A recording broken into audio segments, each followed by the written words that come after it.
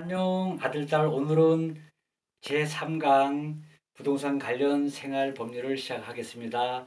1강에서는 파는 사람, 아파트, 즉 부동산 거래 시 본인 확인 중요성을 내겠어요. 등기부등본으로 확인하는 방법. 2강은 그 본인 확인한 다음에 매매 계약을 할 때 매매 계약서에 관련된 사항들을 말씀드렸고, 제3강은 매매 대금을 지급할 때 우리가 돈이 많아서 내 자금으로서 다 아파트 대금을 줄 수가 있는 사람이 많지는 않겠죠. 그러니까 보통 어떻게 합니까?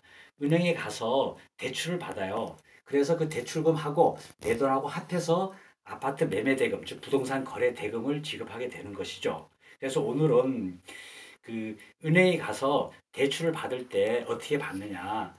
이 대출이라는 것은 은행에서 대출을 해주기 때문에 그것을 보통 채권자라고 그러고, 대출 받는 아들딸 여러분들은 채무자라고 하는 거예요.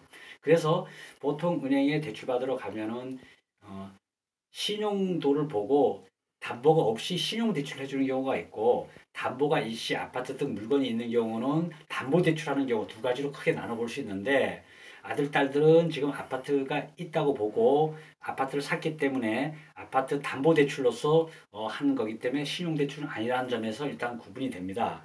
그렇다면은 은행에 일단 가야 되겠죠. 가서 필요한 서류들을 가지고서 내가 이 아파트 살 사람이라도 내 아파트 주인이라는 것을 증명하려 그러면은 등기부등본도 확인해야 돼, 가져가야 될 것이고, 신분증도 가져가야 될 것이고, 그 다음에 등기권리증, 등기필증도 가져가야 됩니다. 그건 일종의 집문서라고 했었죠, 지난번에. 그 다음에 주민등록 등초본이라든지 또는 인감증명서, 즉 근저당권 설정하는데, 담보 설정하는데 필요한 서류들, 이러한 서류들을 갖다가 은행에다 내면은 은행에서 심사를 합니다. 이 대출 받을 수 있는지 없는지. 요즘엔 좀 대출이 또 엄격하게 강화돼가지고 소득이 없는 사람들은 이 대출 좀 제한하는 경우가 있겠죠. 그뭐 LTV는 담보 그 가격에 물건 가격에 비례해서 경락률 감안해서 일정 금액을 주는 것이고, DTI는 소득과 관련해서 대출 금액을 제한하는 그런 경우가 있어요. 그래서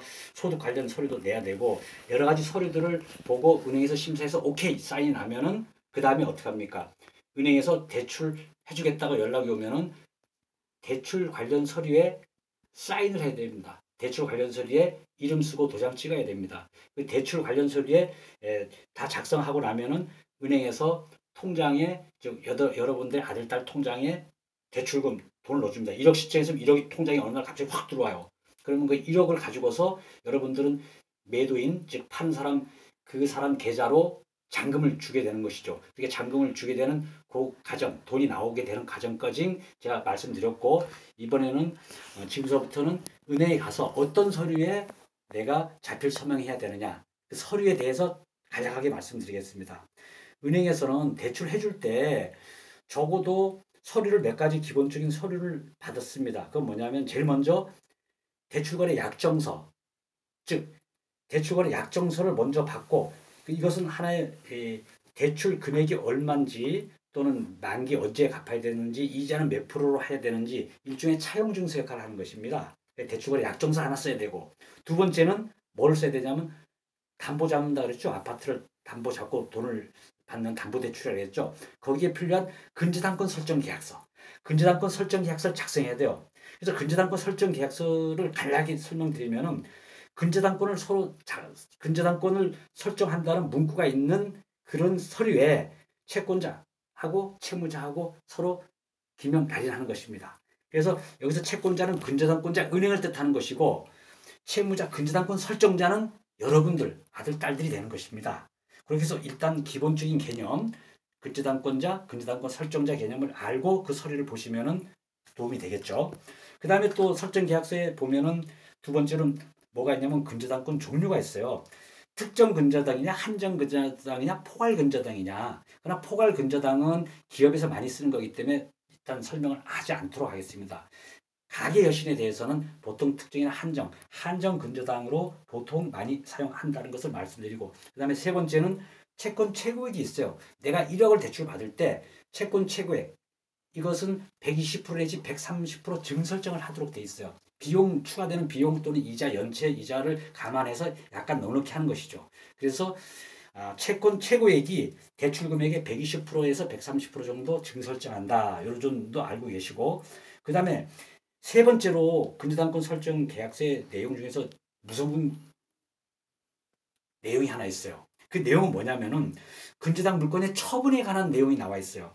즉 근저당권 처분 시에는 법정 절차에 의한다라고 되어 있어요. 법정 절차라는 것은 뭐냐면 경매를 통한다는 그런 뜻이에요. 이것은 어느 경우에 적용되냐면은 돈을 이자 연체를 대출금 받았으면 매월 이자를 내야 되는데 이자를 안 갚고 연체가 된다든지 또는 원금 상환기일이 됐는데 원금을 안 갚는다든지 하면은 은행에서 대출금을 회수를 못 하겠죠. 그때 회수하기 위해서 그 아파트 담보물을 법원에 경매 신청해서 매각 절차를 거쳐서 누군가가 사게 되면 그 매각됨을 가지고서 은행에서 배당금을 받아와서 대출금을 정리하게 되는 것입니다. 그러니까 은행에서는 어떤 손해가 없게 되는 것이죠. 그래서 그러한 내용들이 설정 계약서에 내용이 들어 있습니다. 그래서 이러한 부분들이 근저당권 설정 계약서의 주요 내용이니까 참고로 아시고 서류를 사인하시면 좋겠다 이런 말씀을 드리겠습니다. 그리고 이제 끝으로 은행 여신거래 기본 약관이라고 되어 있습니다. 그 약관은 서로 기명 날인하는 소리는 아니고 그냥 은행에서 일방적으로 사전에 미리 작성해 놓은 하나의 이 계약 내용이에요. 미리 작성한 거.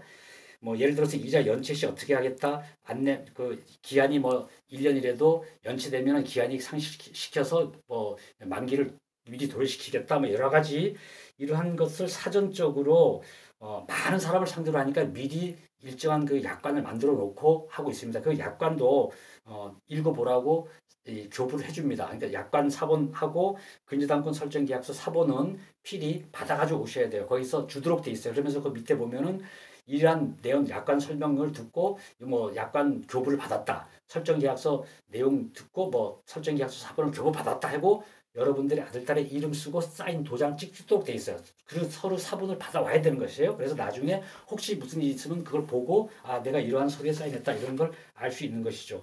그렇게 해서 이러한 이 서류를 작성하게 되면은 그것이 결국은 근저당권 설정 계약서는 법무사를 통해서 등기소에 결국은 등기소에 가서 근저당권 설정 등기를 하게 됩니다. 그래서 설정 등기까지 마치게 되면은 등기부 등본을 떼보면은 어느 날 을굴 안에 근저당권 설정, 근저당권자 어느 은행, 채무자 아들, 딸 이름, 그 다음에 한도액 1억이면 1억 2천만 원 이렇게 등기부에 나오게 되는 것입니다.